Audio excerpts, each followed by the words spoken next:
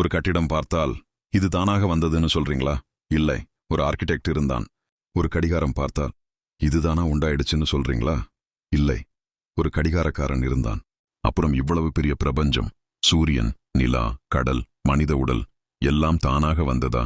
Design எப்போதும் டிசைனரை காட்டுது. குர்ஆனில் அல்லாஹ் சொல்கிறான், வானமும் பூமியும் ஒன்று சேர்ந்திருந்தது, பிறகு நாங்கள் அதை பிரித்தோம். சூரா அல் அன்பியா அத்தியாயம் 21 வசனம் 30. அல்லாஹ் சொல்கிறான், வானத்தை நாங்கள் வலிமையுடன் படைத்தோம், நாங்கள் அதை பெரிதாக்கிக் கொண்டிருக்கிறோம். சூரா அத்தாரியாத் அத்தியாயம் 51 வசனம் 47.